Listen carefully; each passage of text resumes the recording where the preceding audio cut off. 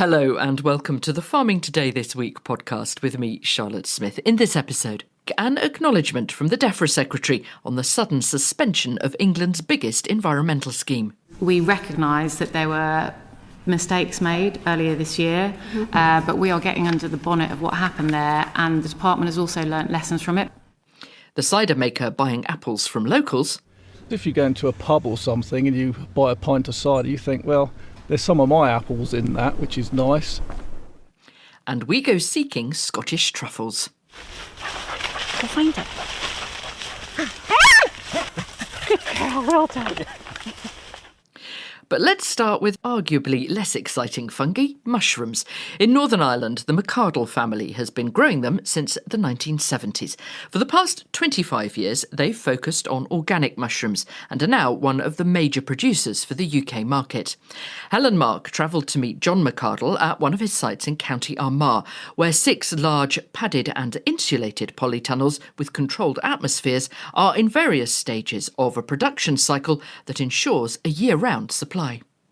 We produce about 20 tonnes of mushrooms a week. This stage here is at the very early stages of the growing process. The compost, the raw materials are got together.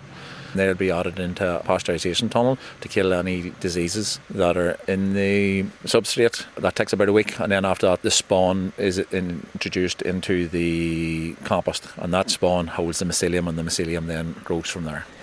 So I'm stepping into one of the polytunnels where the mushrooms are growing. There are thousands of them. It's like a pebbled path, pure white against the black substrate. It is really striking. We work on a 6-week cycle from we fill the house and we put the substrate on and the peat layer on. Then about between 15 and 17 days, depending on whether it's a chestnut mushroom or a white mushroom, then we'll start with getting mushrooms ready for picking. Day 38, 39, then we'll be looking to empty this house here. The house will be steamed out to kill any diseases and refill the house again.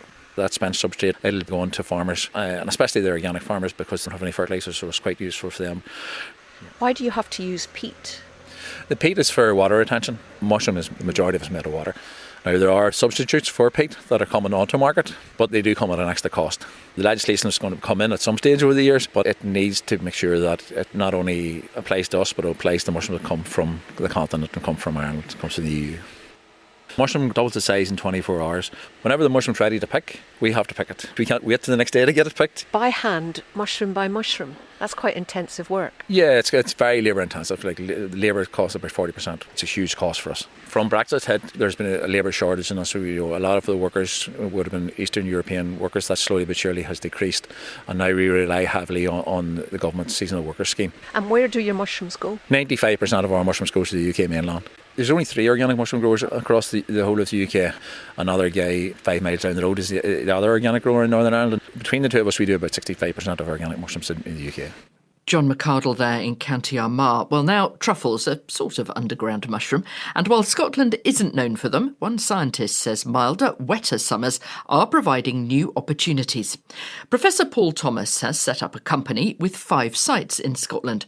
For several years, he's been harvesting the much prized and rather expensive black truffles at another secret orchard site near Edinburgh. Well, that's where Kathleen Carraher met him and his colleague, Gwen Mattea, and her truffle hunting dog, Grace. Go find it. So that tells us that there's one. So that little bit of digging. So that's very small one. Very tiny. What weight would that be? 12 or 15 grams. What will happen, that truffle? That will get cleaned up and sent to a restaurant. Paul, tell me a little bit about the process. How does it work? So we start with seeds. We take them to the lab, we clean them up, we sterilise them, and then over the period of a year we grow them in a special substrate and we introduce the fungus to the root system. And then we're looking for what's called mycorrhiza. So the truffle forms this sheath over the root system of the tree, and when it's done that, you can't even wash that off. That becomes really attached. And when that's good and healthy, we plant them out into the ground. The key thing with truffles is that they like high pH soil. So on this site, we had to add a lot of limestone to get their pH high and get lots of free calcium in the ground. So we prepare the sites, plant the trees, and then it takes about 6 years. Here we've used mainly oak and hazel, and that's because when truffle cultivation started in the 1970s, those were the trees they started with. So that's what we've got most background data on. This one I think we planted 1,100 truffle trees to the hectare. And then in peak production, I think this patch was doing about 80 kilos to hectare, somewhere around about there. I was just looking at Gwen there for confirmation because she's out here all the time. Typically, I think at the moment they're about £500 a kilo, and they'll increase towards Christmas, and then they're a little bit cheaper earlier in the season, so it's a fairly good return. I worked quite hard on her finding them and leaving them and not eating them. But her reward is that rabbit fur bowl with some treats in it. And she's very, very foodie, loves her food. Paul, you're also expanding your research to apply this research to other fungi and wild mushrooms. Is it the same process? It's a similar process. So it's the same kind of biology. So we have to get them growing with a living tree. But because they're different species we haven't worked with before, there's a lot more we have to learn. And what we're really trying to do there, I can hear the truffle dogs in the background, what we're really trying to do there is develop a really low value crop which can be twinned with forestry, so it can produce edibles that people might well know, like porcini or cep or chanterelles. And we're also working with some lesser known edibles which could be really productive. What about the Scottish climate? Actually really good. So my colleagues at the University of Sheffield have been working on climate modelling so we can look at which species are best attributed to which area. And you really think that this could be more than just a niche activity in Scotland? Yeah, I really hope so. I think if we can scale it, the key thing is to get it cheap. So we've got to really bring the costs down. At the moment it's quite technologically involved, so we've got to get it very cheap and very scalable. Good girl, well done. Good girl. Professor Paul Thomas truffle hunting there in a secret location near Edinburgh. Now, warnings that unless we see some serious rain, England will be in drought next year. The Environment Agency says there'll be widespread impacts on farming as well as nature and describes the current situation as precarious. Well, we'll hear more from them in a moment. First, let's look at the ongoing impact of the very dry summer. Potatoes have had a miserable time. Not enough water as they grew, and then dry conditions which have made harvesting difficult. Sarah Falkingham has been to see one grower near Malton in North Yorkshire to catch up on the season and see how incorporating organic matter into the soil can retain moisture. The shutter doors are coming up here on a huge barn, and it's full of loose potatoes, and I'm with Andrew Wilson here looking at, this is the harvest of 2025. Just tell me about what's in this barn here, what's storing, and where does it go? In this side of the shed we've got 600 tonnes of royal potatoes that are contracted to McCain. So looking over the last season, 6% yield down on your 5-year average, because sometimes the crop was just too hot, it just stops growing. But I know you build in a lot of organic matter to protect the crop. Resilience is where it's at. We started growing cover crops in 2011, and that's a green cover, oil radish, which is controlling nematodes, oats, which is harvesting light, it's sequestering carbon, and we've got vetch for fertility, and we've got buckwheat for immobilising phosphate. So it's protecting the soil from a battering from the weather over winter. And then in spring we'll top that off. If we've got some muck available, we'll put muck on it. The organic matter that we're putting into the planted rows is helping to retain the moisture, but it also helps the drainage for when we get too much rain. So there's shutter going up here on another barn. Yeah, this is a different variety for a different customer. These will finish up in crisps, so those nice little crinkle cut ones. For chips you tend to want a longer chip, but for crisps, if they're beyond a certain size, they don't fit in the crisp bags. Some farmers did have a lot of problems with bruising at harvest, and that whole stuff's gone off to stock feed. Is that just because it was so dry this year? Yeah, the dryness and lighter soil types can fall through harvester quite quickly. Varieties matter so much in potatoes, and you've done some trials this year and had really good results, haven't you? Yeah, we've been growing what's termed trial varieties for quite a long time now, and that's a variety that's been in development for a few years, and they put it into a commercial situation to see how it performs at on a field scale, really, rather than a small plot. Do you think breeding more drought resistance into potatoes is going to be, more important as we cope with drier summers? Yeah, it is really important. It's quite difficult when you consider the dry matter of a potato. 3/4 of each tube is made up of water, and that water's got to come from somewhere. But some varieties can cope with a lot less water than others and still produce an acceptable yield. Andrew Wilson in North Yorkshire, and he and other farmers are being urged to think now about water for next year. The Environment Agency says England's had less than average rainfall for 8 out of 10 months so far this year, and while we have had a very wet week, the Met Office predicts a higher than usual likelihood of dry conditions between now and January. Andy Turner, Water Resources Manager for the Environment Agency, told me farmers have to make business decisions about their water use and water storage. Much of the East and West Midlands and Yorkshire, as well as parts of Sussex, are still suffering from drought. And there have been the early steps of recovery in the northwest, but ongoing pressures from the prolonged period of dry weather, they remain in East Anglia. A lot of the abstraction licences that authorise the taking of water out of the environment to fill reservoirs, they will enable farmers to take water now. And that's why it's really important that farmers take every opportunity to fill reservoirs when water is available. And, there's some very wet weather on the way over the next few days, for example. So we want them to look at taking that as an opportunity and throughout the winter period. Because it could be by the time we get into even early spring, those abstraction licences will be limited. There is the real prospect of reduced access to water and some restrictions being in place next summer. So we want farmers to consider their water requirements for next year now and to look at the business risks of not having that water. They shouldn't just hope for rain.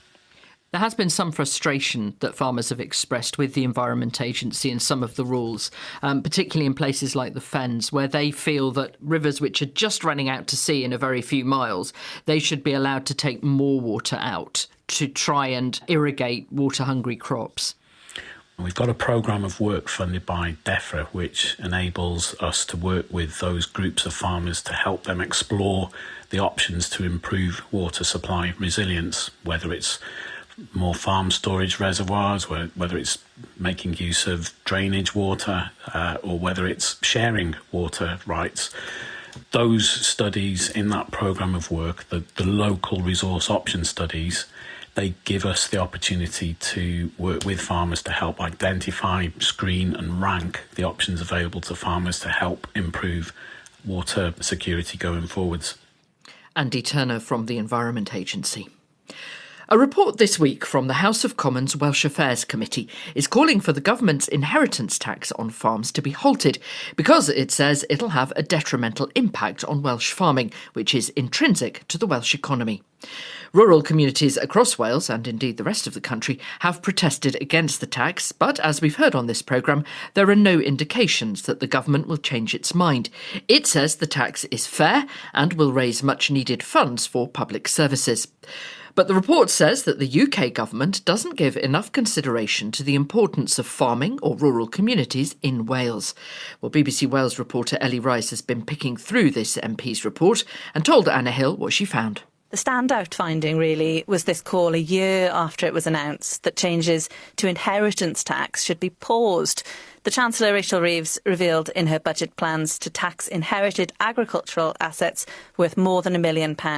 And many farmers took to the streets all over the country. We saw really striking pictures of protests. So the report says that here in Wales, that's caused unnecessary climate of uncertainty and confusion. It says the UK government's approach was complacent and led to an information vacuum. They say in the absence of data or assessments, it's impossible for farmers to plan or to understand the impact that it could have on them. And therefore, before anything goes ahead, the government should bring forward a Wales-specific impact assessment. Leading the charge on that call is the chairwoman of the committee, Labour's Ruth Jones. We only make up 4% of the population, but our farms are very, very different. Over 40% of Welsh farmers and their families speak Welsh, compared to 20% of the rest of the population. We know that 17% of UK agricultural workers are in Wales, only 4% of the population, so we've got a lot going for our farmers. We're not saying no to reform, of course we're not. We don't want wealthy landowners getting off their taxes, absolutely not. But our farms are not, by and large, wealthy tax evaders. They are farms created by families and for their families, and for our future farming, we need to protect them. And there's loads more in this report too. It's all about the state of farming here in Wales and what the future's got in store. You heard Ruth Jones there say how lots more farmers and their families speak Welsh compared to the general population here. These are the kind of cultural points they want the government to show they understand. They say future policy decisions affecting the farming sector here must be scrutinised by the Wales office. They say there's a strong case to be made for the Welsh Government to maintain ring-fenced agricultural funding to help provide more certainty. It asked for administrations at both ends of the M4 to work together, especially in supporting young, new entrants to farming. In particular, they reference supporting tenant farmers. They say it's a vital route into the industry. For their part, the Welsh Government thanked the committee and said it would consider the findings. So what have farmers had to say about the report's findings, Ellie? NFU Cymru says it welcomes the idea of pausing inheritance tax reforms. Their chair, Aled Jones, gave evidence to the committee. He said the report is particularly powerful because it comes from a diverse, cross-party group of MPs who've reached a unanimous view. The Farmers Union for Wales said approaching the autumn budget, the Chancellor must take these findings seriously. They said uncertainty over future funding, referencing that ring fencing, risks undermining the long-term sustainability of Welsh family farms. Farms like that of Peter Rees. He's a dairy farmer near Carmarthen. His family have run the same farm since the 60s and over the years have introduced a touring caravan site and much more recently a wedding venue.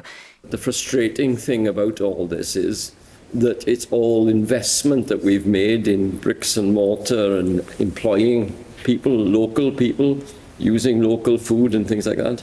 And it's coming back to bite us now because obviously it adds to our capital value. It really puts a lot of pressure on us now. We've had a couple of lines in a statement from the Treasury which said it was backing British farms with the annual investment allowance for plant and machinery investments, billions for sustainable food and action to cut EU export costs. It went on to say 40% of agricultural property relief worth £219 million goes to just 117 estates. It says its reforms will channel that funding into vital public services. So with the budget a fortnight away, perhaps many will be hoping Rachel Reeves does heed some of this. But all in all, strong words from start to finish in this report and plenty to chew over. Ellie Rice from BBC Wales. Well, the budget came up when 8 weeks after taking up her post as DEFRA Secretary of State, Emma Reynolds faced her first barrage of questions from the cross-party group of MPs at the EFRA Select Committee earlier this week. She wouldn't be drawn on it, but said agriculture was a priority for the government. Over 2 hours, MPs quizzed her about farming profitability, environmental payments, water pollution, fishing policy, border controls and illegal meat.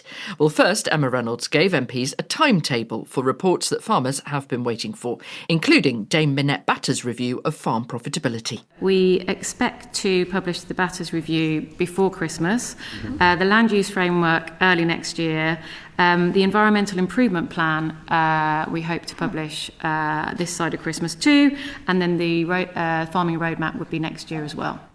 She talked about agri-environment schemes, in particular the Sustainable Farming Incentive, SFI, which closed to new applications abruptly in March, leaving a hole in many farmers' finances.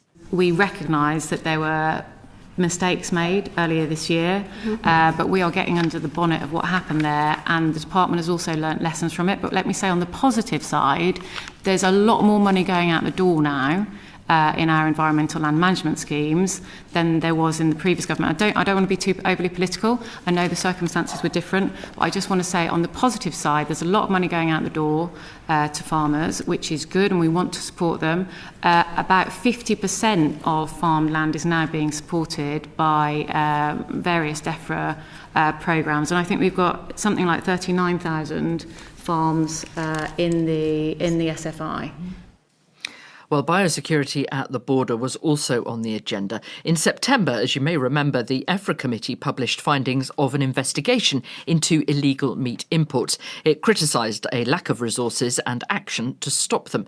DEFRA has just responded to that report, saying it's working closely with the relevant agencies to better analyse and understand the risks, and it's developing a revised strategic approach to tackle the issues identified at Dover.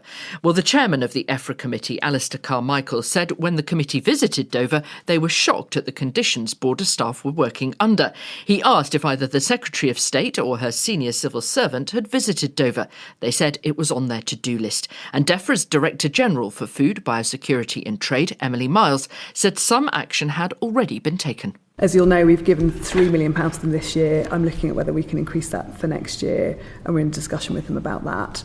And we think that that is essential work. There is also work that is done behind the border. So the Food Standards Agency's National Food Crime Unit, which has been collecting intelligence and sharing that with the EU for vehicles that have regularly breached EU trade rules. And the Food Standards Agency, which coordinates the inland local authority operations. So there is work beyond the border, but and I think that's where we want to focus our efforts for the time being. Emily Miles, DEFRA's Director General for Food, Biosecurity and Trade. Now, this year's apple harvest has been a bumper one. But with a small orchard on a small landmass, the family producing Roquette cider on Guernsey have had to find a creative way to supplement their crop. They hold apple swaps, where the community can pick the apples in their gardens or orchards and bring them to the farm in return for money, cider or chutney. Theo White went to Guernsey to meet James Mellor, the founder of the business. We started planting trees in 1998 and it's grown and grown ever since then. How much do you make every year? Well, about around 200,000 litres of cider, I'd say. We've got about 15 acres planted with 5,500 trees. But as you can see this morning, we've got a big response from the public who also bring in their apples that makes up maybe 10-15% of the cider. So essentially, because you're on a small island and you only have space for a small orchard, you've actually kind of enlisted the public. In the beginning, it was we were short of apples, so we put out an appeal, and since then it's just grown and grown. Are you getting cider apples from the public, or is it eaters and cookers? It's mostly cookers and eaters, but the eaters and cookers make a good blend with our own cider apples. A full cider tannin juice is quite a challenging flavour, so it is good to have a blend of other apples with it. How's the harvest been this year? It's a phenomenal year. The issue is trying to get it all in and finding enough space for it. We don't want to turn anybody away. We want to take everybody's apples as far as we can.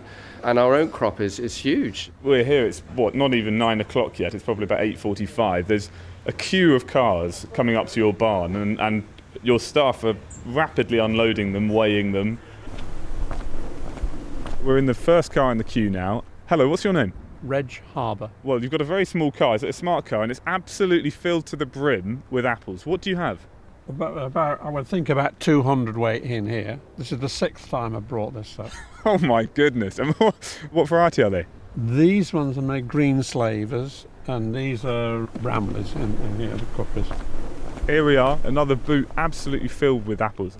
This is the 5th week I've brought a carload up, and it's just from 2 Bramley apple trees in the garden. What are you going to go for? Cider, money, chutney? It's always cider. Don't encourage him. I keep a stash of bottles under my bed, so it'll last me into next year. On a personal note, what's it like to engage with a business like this? Do you feel like you're part of the product being made? Absolutely, you do, because if you go into a pub or something and you buy a pint of cider, you think, well, there's some of my apples in that, which is nice. What were your names? Mike and Pete. What have you got in the back? Lots of eating apples. We don't know the varieties. Labels. There might be 1 or 2 cider apples. All the labels dropped off years ago, so we've forgotten what they've planted. I mean, you've got what? 1, 2, 3, 4, 5, 6, 7 dustbins absolutely filled to the brim. We could have done it 5 times over. So. Really? My name is Emma Nicola Mellor. So you're manning the desk here. You've got some lovely looking Roquette products. What do you do once the weighing's been done? We calculate what we owe the customer, so they have 22p a kilo for cider apples and 19p a kilo for normal apples. They can then come along and choose bottles of cider, brandy or the liqueurs or chutneys, or they can take the cash. So this is the calculation here, Jackie, being done, is it? This is a huge load. What was the total? They had 323 kilograms. 250, so it's way out, yeah. And you've got £61.25. One of those days, yeah. Brilliant. So what are you going to go for with your £61? All the apple brandy. Well, basically it's Calvados, and it's better than you get in Normandy. Thank you. Super, thank you very much. Thanks so much. That report from Theo White, and I'm now looking at my apple tree in the garden in a whole new light. If I could turn that into some apple brandy, it'd be great. That's it from us. I'm Charlotte Smith. The producer is Rebecca Rooney. And Farming Today this week is a BBC Audio Bristol production.